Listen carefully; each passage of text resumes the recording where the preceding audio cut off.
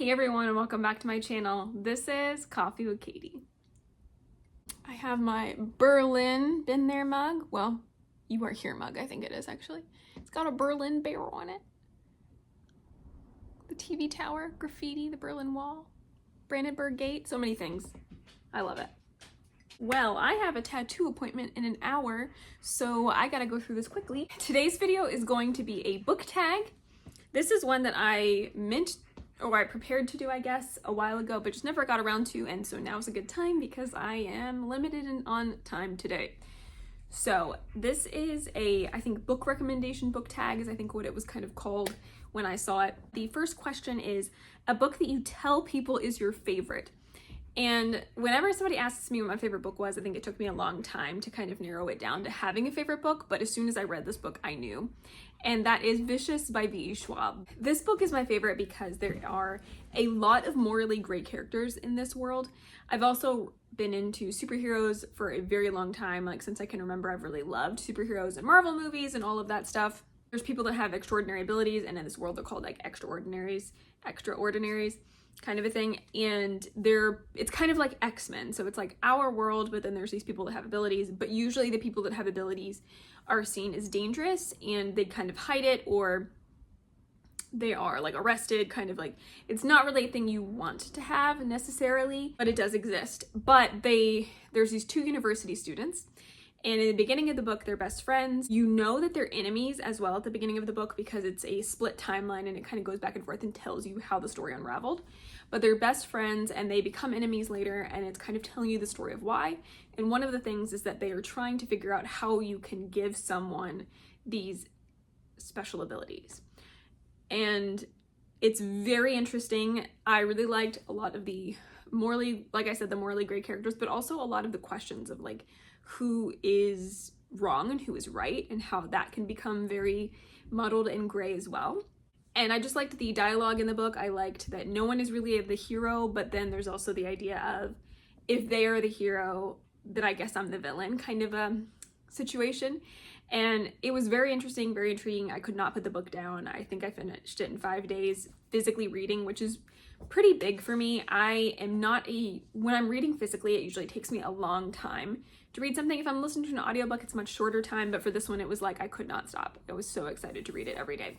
I always tell people my favorite book is Vicious by V.E. Schwab. Question number 2 is a book that is your guilty pleasure. There's probably multiples, but I think the one that is truly like a guilty pleasure is the Lux series by Jennifer L. Armentrout. This was the first Jennifer L. Armentrout book series I read, and I actually prefer this one over like From Blood and Ash, but it is basically, the way people describe it is it's basically like Twilight but with aliens. And it kind of is. It's not exactly the same, but it kind of is. And it's just fun. It's just like a guilty pleasure. It's like eating ice cream. It's just enjoyable and a fun time, but there is no sustenance. You're following the main character, Katie, who lives next door to this family that are aliens, and they're like all beautiful, all have these brilliant green eyes, and there's like some sinister elements of like, you can't know who we are or you're in danger, and it's just fun. It's just fun. Obviously the plot goes along like 5 books, 6 books, however long it is, so I can't reveal all of that to you, but there's tension, there's banter. It's just enjoyable to see the character flail and not know what's going on and kind of be in danger but also not be in danger, and then the other character like pretending like he hates her but actually he really likes her. It's just very angsty and silly but fun. So that is probably my guilty pleasure. I think I read that, I think I got like strep or something years ago, and I like was devouring these books because I was just sick on the couch. But that one for sure. Question number 3 is a book everyone loves but you didn't. And adversely, a lot of Jennifer L. Armentrout's books, From Blood and Ash, like that series, the other one she just came out with, it's like something about wrath and ruin. I don't get it. When I read From Blood and Ash, I will say that reading From Blood and Ash, I was like, it's the first book in a series, it's okay. But I did kind of like it, and I liked Hawk, and I kind of liked where the story was going. But then when I read the second book, I felt like what propelled me to read the second book that part was resolved very quickly, and then it was just a lot of a lull. And then she does a cliffhanger at the end of her book. And I've said this before on my channel, but I kind of feel like that's just how she operates now, is that she will write a lot of a story with not really anything furthering with the plot and not a lot happening. So she'll write like this whole book, this like 500-page book, where seemingly nothing happens. And then the cliffhanger happens where there's a little bit of a plot that propels you into the next book, and then she does it again, and then she does it again. And that really irritates me. And I will probably read the third From Blood and Ash book, but I don't think after that I'm going to continue reading her books, because I read The Wrath of Ruin, or whatever it's called, because it was a different series, and so I thought maybe I would like it, and it was the same thing. So I don't think her books are for me. I think maybe her YA books are for me, because I did like the Lux, and I think I would read her like Gargoyle series that she has going on. But I think the problem is that her books just aren't for me. So hers. And question 4 is a book you read the fastest. I think it depends, but I think City of Thorns I read pretty quickly by, oh, what's her name? C.N. Crawford. I read that one pretty quickly, but the fastest is probably like the Murderbot Diaries, because I've read a lot of those in a day. I don't really know why I said City of Thorns. I was probably just thinking of like this year. But the Murderbot Diaries, All Systems Red, the audiobook was like 3 hours or something, and it was so funny that I listened to it in a day and I loved it. Question 5 is a book that deserves more hype. I think Fireheart by Emma Hamm deserves more hype.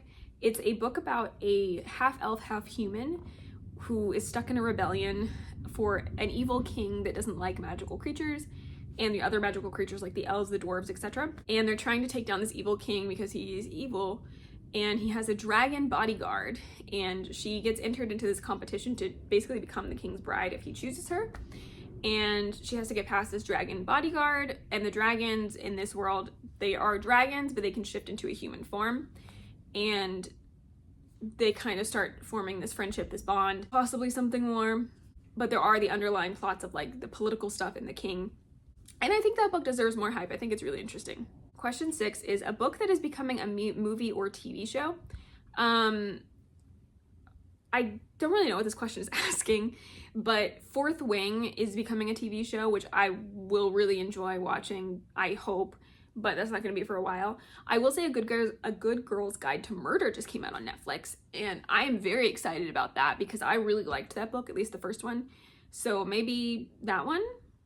I'm excited to watch Rings of Power Season 2, but I feel like, if anything, that's based on the Silmarillion, but not really. I don't know. A book you have reread the most. It took me a while to think of this because I don't reread a lot, but I think the book that I've reread the most is A Ballad of Never After by Stephanie Garber, because I read the arc of it physically, but then I was afraid that some of the stuff, because it's an arc, it's an advanced reader copy, some of the stuff doesn't always make it into the book, and I was afraid I was going to miss something, so I listened to it on audiobook when it came out as well. And then I think I listened to it again for John, because John was reading through them. So I think that one, simply for those like random reasons. But yeah, A Ballad of Never After. Number 8 is a book from a genre you don't typically read. And for me, that's definitely The Devil of Dublin by B.B. Easton. This is like pitched as a mafia romance. Never read those. I just don't. But because of the fairy tale elements of the story, like it talks about there being a fairy that lives in the woods and she thinks this boy is a fairy, and it being set in Ireland, I was just very intrigued by it. Ended up reading it and ended up actually really liking it and really appreciating the content in the book. It was very dark. It's very abuse heavy. It has a lot of dialogue with the abuse of the Catholic Church and like homes for young mothers and a lot of stuff that is very sad in Ireland's history. So because of all of those elements put together in this book, I actually really enjoyed it and think it was a really powerful book, but very sad and very dark. So that one, but I did really like it. Question 9 is a book that deserves all the hype it gets. Honestly, I think Fourth Wing deserves all of the hype that it gets. I know some people disagree, but it was just so fast-paced, so fun, so easy to get into, so easy to read. It's action-packed, it's got dragons, and the dragons can talk, and there's powers and abilities, and I feel like it just keeps you going and keeps you immersed, and there's not really a lot of lulls. So I think Fourth Wing deserves all the hype that it gets. Is it the best piece of literature in the world? Probably not, but who cares? It was so fun. I loved it. A book you usually recommend when asked to give a recommendation. That really depends. It really depends on the person. It depends on what they like to read. If I'm going to sit there and have a conversation with you and I'm going to be like, what do you like to read? What do you want to read? And we'll actually have a dialogue. I'll give you a recommendation. If it's somebody that I know pretty well, I'll be like, I think you would enjoy this book if I've read it. I'll be like, hey, I think you should read What the River Knows or whatever. I think I said that to Kate once. I was like, hey, I think you should read this book. I think you would like it. But sometimes they don't, or sometimes they don't like it as much. I would say though, if anybody asks me for a recommendation period, I usually give them my favorite book, or they'll ask me what my favorite book is as kind of the recommendation, which is Vicious by V.E. Schwab.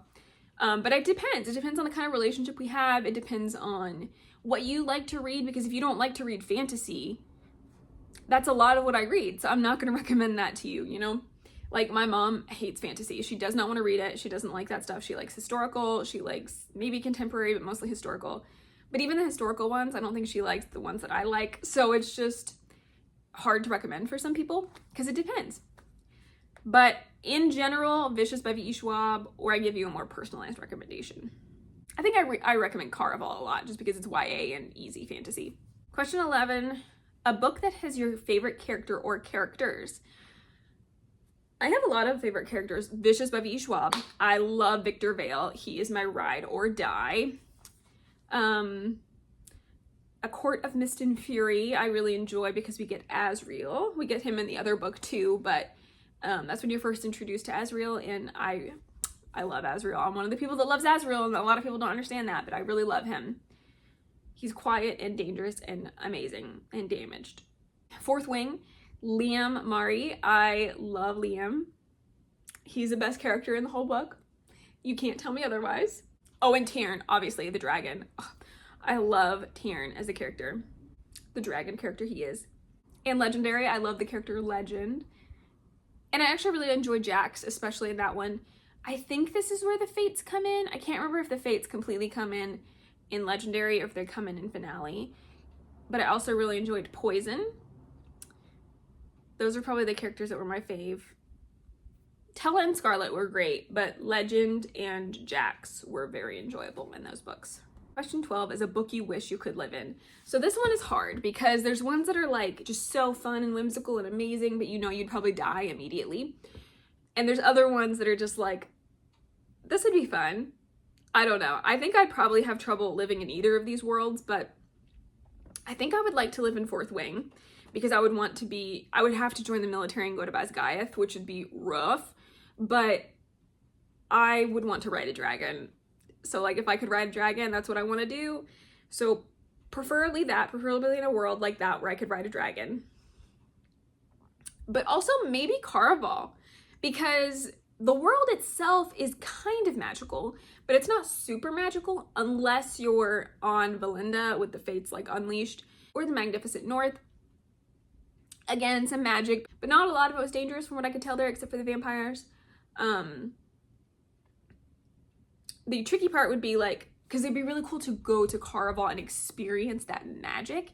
That would be so fun. I would probably never get invited, but it would be so fun. I would love like just having magic in shops like that. It would be precious. So maybe Caraval, if I wasn't tortured by fate, turned into a statue. I don't know. 13, a book you thought you would hate but ended up loving. Oh boy. So I really thought I would hate ACOTAR. I really thought I would hate it because people talked about it and they were like, oh, blah, blah, blah. I thought I would hate it. And I really did not hate it. Well, I liked the first one, but I didn't understand the hype completely. When I read the second one, I was in. I loved it. I understood the hype. I got it. So it's kind of one of those things where it's like, oh, okay, yeah, like, well, it's so great. It's so great. But then you get sucked in and you're like, it really is good. And I thought I was gonna be one of those haters, the cool people, whatever. No, was not. Loved it. The other one that I think took me by surprise was Every Duke Has His Day by Suzanne, I think it's Suzanne Collins. I'll put this picture up, but that one really took me by surprise. Like, I didn't think I would hate it necessarily, but I didn't think I would love it, or I thought I might like it, might not like it.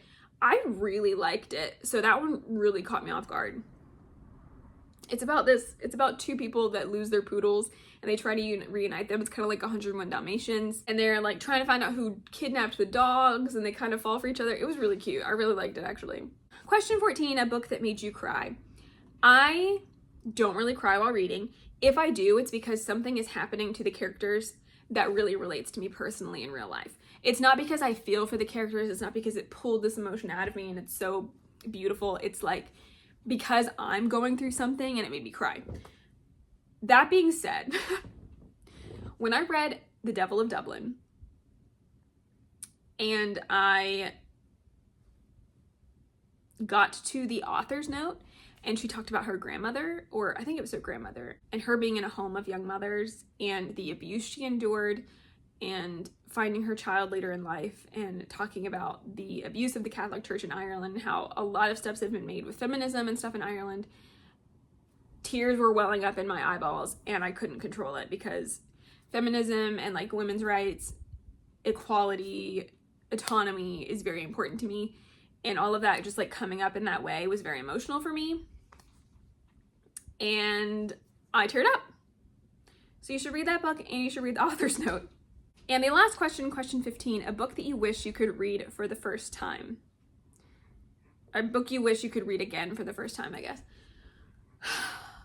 This is very hard for me because there's so many, but I think A Rogue of One's Own by E.B. Dunmore, because I just absolutely fell in love with that book and again related a lot to Lucy and her feminism and her not wanting to sacrifice her ideals or morals to fit into society. And it was just so precious to me, so precious. I loved that book. I love that series, but that book in particular was my favorite of the series. And if I could read that and experience it again for the first time, I think I would. Lovely. It's a historical romance, but it's set in the time of the women's suffrage movement, fighting for the women's suffrage movement, and I really, really loved it. Well, that is all the questions for this book recommendations book tag. Hopefully you got some ideas from this, or you enjoyed this book tag. I would love to know any of your answers to these questions if you want to leave them in a comment down below. But for now, that is it for today's video. Please like this video if you liked it, subscribe if you want to, and I will see you next time. Stay safe and caffeinated. Bye.